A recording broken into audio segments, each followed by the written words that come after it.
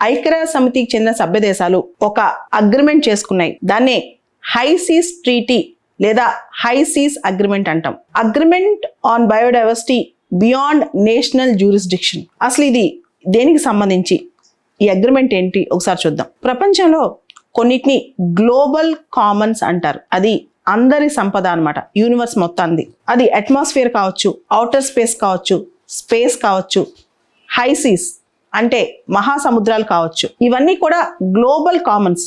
ఇవి ఉమ్మడి సొత్తు అన్నమాట. వీటిని పరిరక్షించాల్సిన బాధ్యత అందరిది, ఏ ఒక్కరిది కాదు, అందరిది కూడా.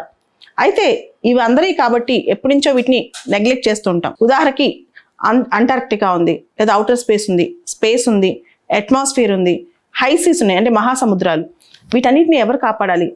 వాటినే గ్లోబల్ కామన్స్, మనం కామన్గా ఎంజాయ్ చేసే సంపద అంటాం అనమాట. ఈ హై సీస్ సంబంధించి ఈ అగ్రిమెంట్ అన్నమాట. Agreement on biodiversity beyond national జ్యూరిస్డిక్షన్స్ అంటాం. మనకు తెలుసు, ఇంతకుముందు మనకు ఒక చట్టం ఉంది, అంతర్జాతీయ చట్టం అంటాం, ఇంటర్నేషనల్ కన్వెన్షన్. ఇంకా కరెక్ట్గా చెప్పాలంటే United nations convention on law of see, UNCLOS అంక్లాస్ అంటాం. దీని ప్రకారం ప్రతి దేశం యొక్క సార్వభౌమాధికారం ఆ దేశం యొక్క కంటిన్యూస్ గా అంటే దేశం కోస్టల్ ఏరియాస్ లో ఉండే సముద్రంలో ఎంతవరకు ఉంటుంది అనే దాని మీద ప్రాపర్ డెఫినేషన్స్ ఉన్నాయి. ప్రతి దేశం కూడా ఆ దేశంకి పొరుగున ఉన్న అంటే ఆ దేశానికి జ్యూరిస్డిక్షన్ ఉన్న కోస్టల్ ఏరియాస్ లో మెరైన్ ఎన్విరాన్మెంట్ కాపాడుకోవడం, ఫిషింగ్ రైట్స్ కోసం, డీప్ సీ మైనింగ్ కోసం, ఇలా చాలా అంశాల మీద ప్రొటెక్ట్ చేసుకోవడానికి ట్రై చేస్తూ ఉంటుంది. దానిపైన అంతర్జాతీయంగా ఒడంబడిక కూడా ఉంది, United nations convention on law of seas. అయితే బియాండ్ నేషనల్ జ్యూరిస్డిక్షన్స్ అంటే ప్రతి దేశం యొక్క జ్యూరిస్డిక్షన్ బియాండ్, దాని అవతల పక్కకి వెళ్తే హై సీస్ ఉంటాయి. ఈ మహాసముద్రాల్లో మెరైన్ బయోడైవర్సిటీ అనేది చాలా ఇంపార్టెంట్ అనమాట. మనకు తెలుసు, బయోడైవర్సిటీ ముఖ్యంగా ఓషన్ బయోడైవర్సిటీ లేదా మెరైన్ బయోడైవర్సిటీ మొత్తం లివింగ్ బీయింగ్స్ కి అదొక మూలాధారం. కానీ దీన్ని ఎవరు కాపాడాలి? గత 20 సంవత్సరాల నుంచి చూసుకుంటే కనుక అసలు మెరైన్ బయోడైవర్సిటీ కాపాడటానికి 20 years నుంచి డిస్కషన్స్ వస్తున్నాయి. ఇలాంటి ట్రీటీ జరగాలి, ఇటువంటి ఒక ట్రీటీ రావాలి అని చెప్పి. ముఖ్యంగా వాతావరణ మార్పు వల్ల దీనిలో జరిగే నష్టాలు, తర్వాత మెరైన్ పొల్యూషన్, తర్వాత రోజు రోజుకి మనం కోల్పోతున్న మెరైన్ బయోడైవర్సిటీ, వీటన్నిటిని కాపాడాలంటే ఒక అంతర్జాతీయంగా ఒక ట్రీటీ రావాలన్నమాట. సో మెరైన్ ప్రొటెక్టెడ్ ఏరియాస్ ఎవరి దేశ జ్యూరిస్డిక్షన్లోకి రానివి, అందరికి కామన్గా ఎంజాయ్ చేసేది ఆ మెరైన్ బయోడైవర్సిటీ. మెరైన్ బయోడైవర్సిటీ బాగుంటేనే అదంతా జీవనానికి మూలాధారం కాబట్టి దానికోసం ఒక ఒడంబడిక రావాలని చెప్పి ఒక అగ్రిమెంట్ జరిగింది. అదే agreement on biodiversity beyond national జ్యూరిస్డిక్షన్స్ అనమాట. దీనివల్ల ఏమవుతుందంటే ఆ మెరైన్ బయోడైవర్సిటీ కాపాడుకోవచ్చు, క్లైమేట్ చేంజ్ ఎఫెక్ట్స్ నుంచి కూడా మనం మెరైన్ బయోడైవర్సిటీ కాపాడుకోవచ్చు. దాంతోపాటు మెరైన్ పొల్యూషన్ నుంచి కూడా ఈ అగ్రిమెంట్ వల్ల కొంతవరకు మనం ఓషన్ ఎన్విరాన్మెంట్ ని, మహాసముద్రాలని కాపాడుకోవచ్చు. మహాసముద్రాలని కాపాడుకోవడం అనేది సముద్రాల కోసం కాదు, మానవాళ్ళని కాపాడుకోవాలంటే మహాసముద్రాలను కాపాడుకోవాలి. ఓషన్స్ అనేవి మనకు చాలా ఇంపార్టెంట్ అనమాట. మనం గమనిస్తే హైసీస్ మొత్తం ఓషన్స్ లో హైసీస్ 64% ఉన్నాయి. అలానే యూనివర్స్ లో అది 43%. మెరైన్ లివింగ్ ఆర్గానిజమ్స్ దాదాపు 2.2 మిలియన్ ఉన్నాయి.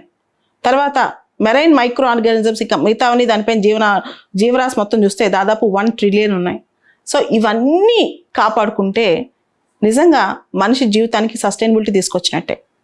అయితే ఇక్కడ ఈ మొత్తం ట్రీటీ, హైసీ ట్రీటీ యొక్క ఆబ్జెక్టివ్ ఏంటి, పూర్తి స్థాయి దీని యొక్క ఎయిమ్ ఏంటో ఒకసారి చూద్దాం. ఒకటి, demarcation of marine protected areas. ఏదైతే క్లైమేట్ చేంజ్ వల్ల కానీ లేదా ఆంథ్రోపోజెనిక్ మనుషుల యొక్క యాక్టివిటీస్ వల్ల కానీ ఏదైతే మెరైన్ బయోడైవర్సిటీ ప్రాబ్లంగా ఉందో అసలు ఆ ఏరియాని డిమార్కేట్ చేయటం అనమాట. ఇది ఫస్ట్ థింగ్. తర్వాత protection or sustainable use of marine genetic resources, marine genetic రిసోర్సెస్ని కాపాడుకోవటం. మూడోది, మెరైన్ రిసోర్సెస్ వల్ల మనం దాన్ని యూజ్ చేయడం వల్ల జరిగే ఎన్విరాన్మెంటల్ ఇంపాక్ట్ అసెస్మెంట్. దానివల్ల ఎన్విరాన్మెంట్ ఎట్లా ఎఫెక్ట్ అవుతుంది, హైసీస్ని మనం పాడు చేయటం వల్ల కానీ దాన్ని ప్రొటెక్ట్ చేసుకోవాలంటే ఏ విధంగా ఎన్విరాన్మెంట్ మీద ఇంపాక్ట్ పడుతుంది అనే దాని మీద ఎందుకు ప్రొటెక్ట్ చేసుకోవాలి, దాని మీద ఇంపాక్ట్ అసెస్మెంట్ ఏంటి, ఇదంతా. నాలుగోది, equitable and sustainable and fair use of all these resources అనమాట. ముఖ్యంగా capacity building and technology transfer. ఈ మెరైన్ దానికి టెక్నాలజీ ట్రాన్స్ఫర్, దాని కెపాసిటీ బిల్డింగ్, మెరైన్ రిసోర్సెస్ కాపాడుకోవడానికి. ఇవన్నీ కూడా ఈ ట్రీటీ యొక్క ఎయిమ్స్. మొదటిది మెరైన్ ప్రొటెక్టెడ్ ఏరియాస్ని డిమార్కేట్ చేసుకోవటం, రెండోది మెరైన్ జెనెటిక్ రిసోర్సెస్ని కాపాడుకోవటం, మూడోది మెరైన్ రిసోర్సెస్ సంబంధించి ఎన్విరాన్మెంటల్ ఇంపాక్ట్ అసెస్మెంట్ చేసుకోవటం, నాలుగోది కెపాసిటీ బిల్డింగ్, దాంతోపాటు టెక్నాలజీ ట్రాన్స్ఫర్, ఇవన్నీ కూడా చేసుకుని మెరైన్ రిసోర్సెస్ని కాపాడుకోవటం. ఇలా హై సీస్ని మెరైన్ రిసోర్సెస్ని కాపాడుకోవడం వల్ల, ఎందుకంటే ఓషన్స్ మనకు చాలా ఇంపార్టెంట్ రిసోర్స్, కార్బన్ సింక్ కానీ లేకపోతే ఓషన్ మెరైన్ రిసోర్సెస్ కానీ ఓషన్ జెనెటిక్ బయోడైవర్సిటీకి కానీ దాంతోపాటు ఓషన్ మనకిచ్చే ఆక్సిజన్ కోసం కానీ వీటన్నిటికీ మనకి ఓషన్ చాలా ఇంపార్టెంట్. కాబట్టి మహాసముద్రాలను కాపాడుకోవడం అతి కీలకమైన అంశం. ఈ హై సీస్ అగ్రిమెంట్ అనేది ఎంత తొందరగా కంట్రీస్ రాటిఫై చేస్తే అంత మంచిది. సాధారణంగా దేశాలు వాళ్ళ సోవరిన్ వాళ్ళ యొక్క పార్లమెంట్స్లో వీటి రాటిఫికేషన్కి చాలా టైం తీసుకుంటాయి. అక్కడ ఐక్యరాజ్య సమితిలో చేసిన దాన్ని అమల్లోకి తీసుకురావడానికి కంట్రీస్ రాటిఫై చేయాలన్నమాట. ఉదాహరణకి UNCLOS, United nations convention on law of sea, దాన్ని అమల్లోకి తీసుకురావడానికి 12 సంవత్సరాలు పట్టింది. క్యోటో ప్రోటోకాల్ ఈ కంట్రీస్ రాటిఫై చేయడానికి 8 సంవత్సరాలు పట్టింది. ఇంత టైం తీసుకుంటే ఇక్కడే పుణ్యకాలం కాస్త గడిచిపోద్ది అనమాట.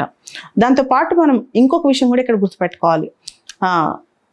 ఫ్రేమ్వర్క్ అగ్రిమెంట్ కింద అగ్రిమెంట్స్ ఏంటి అనేది, ఉదాహరణకి UNFCCC ఉంది, United nations framework convention on climate change. దానిలో sub agreement Paris climate deal అనమాట. అదేవిధంగా united nations convention on law of sea, దాని కింద సబ్ అగ్రిమెంట్ ఇప్పుడున్న హై సీస్ అగ్రిమెంట్ లేదా agreement on biodiversity beyond national jurisdictions. So ఏది main agreement, ఏ framework agreement కింద ఏది సబ్ అగ్రిమెంట్ అని గుర్తుపెట్టుకోవాలి. UNCLOS, United nations convention on law of seas ప్రకారం మన టెరిటరీ దగ్గర నుంచి 12 నాటికల్ మైల్స్ టెరిటోరియల్ వాటర్ కింద వస్తాయి. ఆ తర్వాత ఇంకొక 12 నాటికల్ మైల్స్ కంటిగ్యూయస్ జోన్ కింద వస్తాయి. మళ్ళీ పూర్తిగా మన టెరిటోరియల్ ఏరియా నుంచి మన కోస్టల్ ఏరియా మొత్తం 200 నాటికల్ మైల్స్ వరకు ఎక్స్క్లూజివ్ ఎకనామిక్ జోన్ అంటాం అనమాట. సో బియాండ్ దట్ దాన్ని హై సీస్ అంటాం.